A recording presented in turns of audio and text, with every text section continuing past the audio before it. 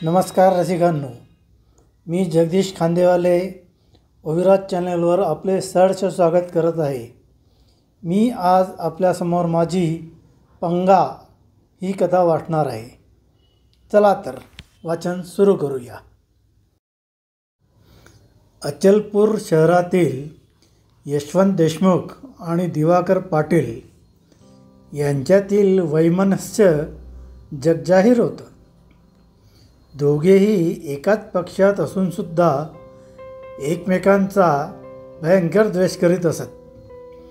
या आपसातल्या तेढीमुळे जिल्ह्याच्या प्रगतीला खीळ बसते याच्याशी त्यांना काही घेणं देणं नव्हतं. पण त्यातल्या त्यात यशवंत देशमुख जरा मवाळ होते. सहसा आत्यंतिक टोकाला जात नसत. पण दिवाकर पाटील मात्र तसं नव्हते. मी मरेन पण तुला विधवा करेन अशा प्रकारची त्यांची वृत्ती होती. त्यातही खरं म्हणजे त्यांचा सूर्य आता मावळायच्या बेतात होता. कारण वय झालं होतं. नवीन रक्ताला वाव देणं त्यांच्या स्वभावात बसत नव्हतं. जाऊ द्या, जुना कट्टर कार्यकर्ता आहे असं म्हणत केंद्रातील नेतृत्व पण त्यांच्या वागण्याकडे जरा कानाडोळाच करत असे. पण त्यामुळे झालं काय की ते जास्तच फुशारून गेले होते आणि मुजोड झाले होते. तुलनेने यशवंत तरुण आणि शांत होता. आपलं काम हीच आपली प्रसिद्धी करेल यावर त्याचा जोर होता. त्यांचे कार्यकर्ते पण समवयस्क होते आणि ते दिवाकर पाटलाला जरा टाळतच असत. घाबरून नाही, पण उगाच आपली शक्ती आणि वेळ कशाला वाया घालवायचं या विचाराने. यशवंत उच्च विद्याविभूषित असल्याने त्याचं बोलणं वागणं आदबशीर आणि मर्यादशील होतं. शहरात यशवंतच्याच प्रयत्नांनी भारतीय कला आणि रंगमंच या नावाने एक संस्था स्थापन झाली होती. सर्व कलाकारांना एक हक्काचं व्यासपीठ मिळावं या उद्देशाने सुरू केलेल्या या संस्थेला लोकाश्रय पण चांगला मिळाला होता. सुरुवातीला एकदम लहान असणारी आणि छोटे मोठे कार्यक्रम करणारी ही संस्था आता चांगलीच बाळसेदार झाली होती. आणि आता तर तिचं स्वतःच्या वास्तूत स्थलांतर व्हायचं होतं. उद्घाटनाला पंतप्रधान यांनाच का बोलवू नये असा यशवंतचा विचार होता आणि त्या दृष्टीने त्याचे प्रयत्न पण सुरू होते. एक उद्योगपती नवगिरे त्यांचे आणि पंतप्रधानांचे घनिष्ठ संबंध आहेत हे त्याला ठाऊक होते. म्हणून त्याने त्यांनाच गळ घालून निमंत्रक म्हणून पंतप्रधानांना आमंत्रण देण्याचं ठरवलं. या सर्व बातम्या दिवाकर पाटलाचा पोटसूळ वाढवणाऱ्या ठरत होत्या. जर पंतप्रधान उद्घाटनाला आले तर यशवंतरावालाच सगळं क्रेडिट मिळणार हे नक्की. त्यांना उघडपणे तर काही विशेष विरोध करता येत नव्हता. मग त्यांनी एक शक्कल लढवली आणि सरळ उद्योगपती नवगिरे यांना ते जाऊन भेटले. जुनी ओळख असल्याने ते लगेच भेटले.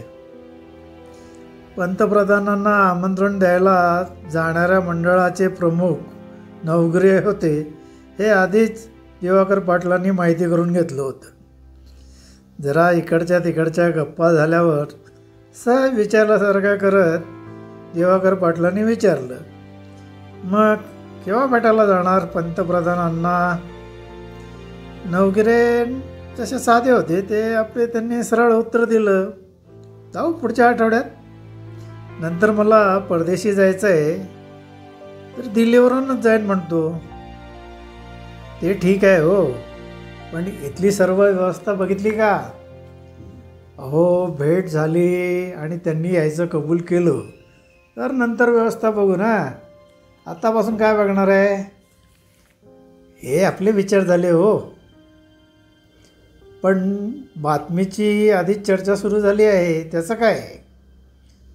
शक्य आहे. आमंत्रण द्यायला जाणारे काही गुपित नाही आहे. ते नाही म्हणतो मी. जरा आमच्यासारख्या सामान्य लोकांना कळलं तर काही हरकत नाही, पण तसंच अतिरेक्यांना पण कळलं तर त्यांनाही कळलंच असणार ना. हे ऐकताच नवगिरीत सपापले. सध्याच्या वाढलेल्या अतिरेकी कारवाया बघता हे पण शक्य होतं. काय हो, तुमच्या कानी काही आलं का? त्यांनी सावधगिरीने विचारलं. अहो, परवा यमुनानगरला गोविंद महाराजांच्या भंडाऱ्याला गेलो होतो.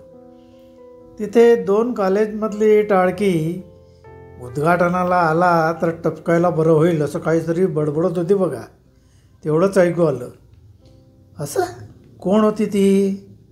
तुम्ही बघितलं का त्यांना? नाही हो, गर्दी खूप होती, नीट बघताही आलं नाही. तरी पण म्हटलं तुमच्या कानी घालावं. हां, ते बरं केलं. पण अजून काही आठवलं तर जरूर सांगा. हो, आठवलं तर जरूर सांगेल ना, असं म्हणून आणि काडी लावून दिवाकर पाटील गेले.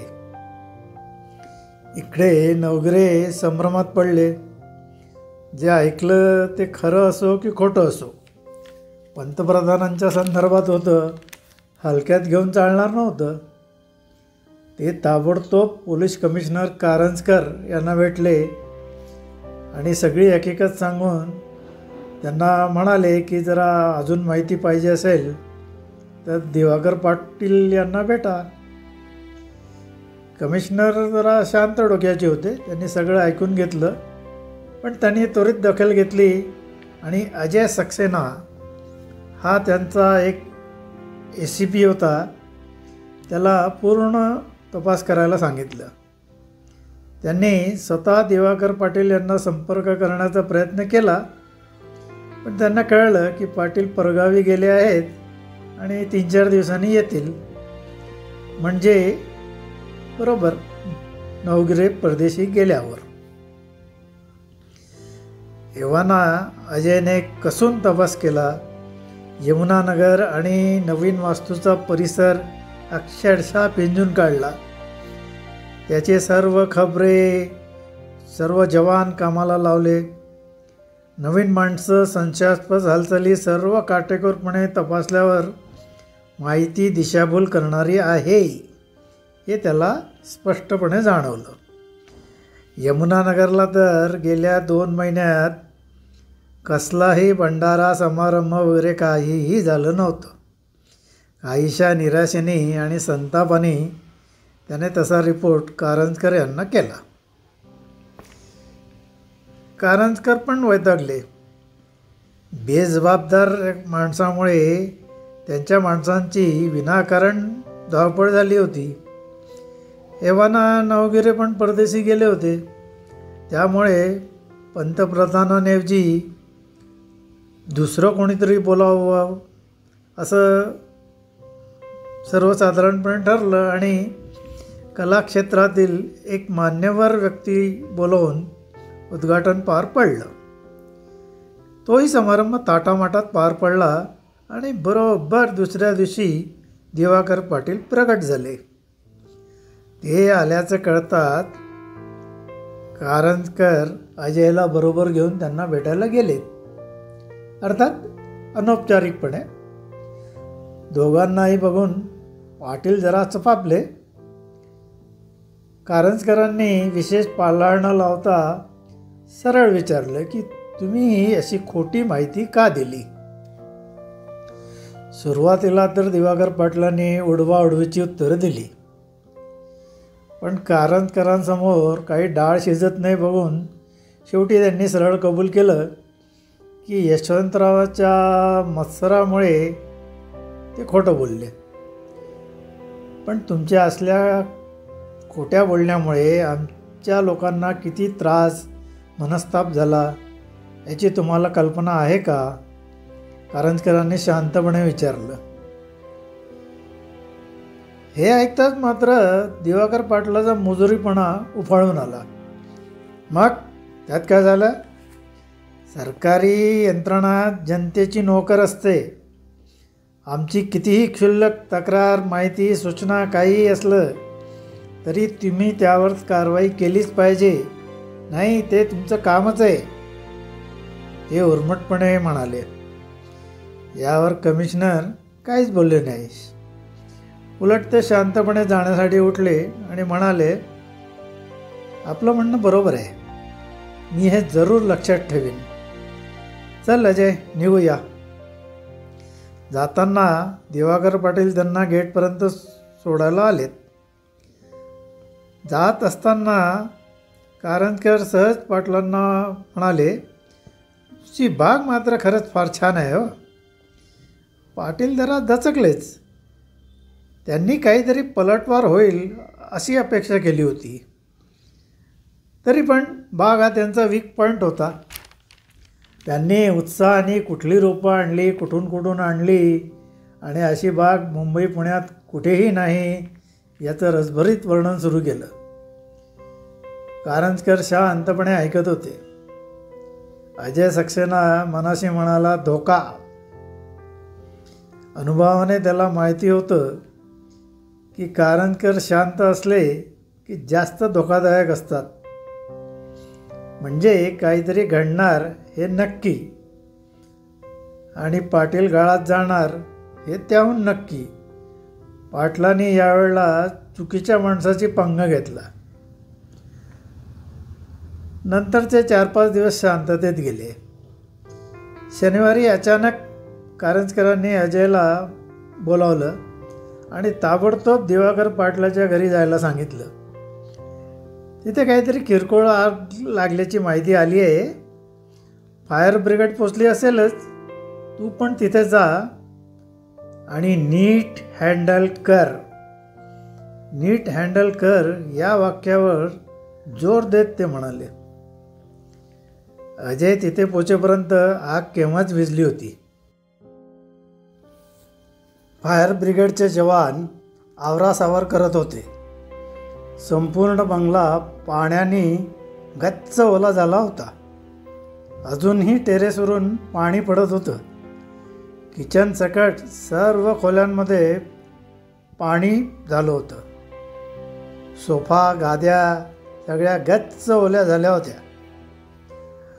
फायर ब्रिगेडच्या माणसांच्या धावपळीमुळे सर्व बाग तुडवल्या गेली होती आणि सर्वत्र चिखल झाला होता.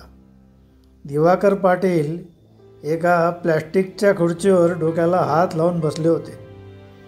अजयला बघता ते ओरडलेच, अरे आमच्या माळ्याने साधा कचरा जाळला तर कोणातरी शहाण्याने यांना फोन केला की आग लागली म्हणून, आणि बघ यांनी कसा चिखल करून ठेवला आहे. आणि यात भर म्हणून MSB वाल्यांनी लाईट पण बंद करून ठेवली. अजय शांतपणे त्यांच्याजवळ गेला आणि म्हणाला, असं कसं म्हणता साहेब? सरकारी यंत्रणा म्हणजे जनतेचं नोकर. किती क्षुल्लक कारण असलं तरी त्यांनी कारवाई केलीच पाहिजे, खरं आहे की नाही? त्याप्रमाणे यांनी कारवाई केली, त्यात त्यांची काय चूक? तर मित्रहो, ही होती पंगा ही कथा. ही कथा आवडली असल्यास कृपया लाईक करा, कॉमेंट जरूर करा. ओविराज चॅनेल अजून सबस्क्राईब केलं नसल्यास कृपया सबस्क्राईब करा आणि आपल्या मित्रमंडळींबरोबर शेअर करा, ही विनंती. धन्यवाद.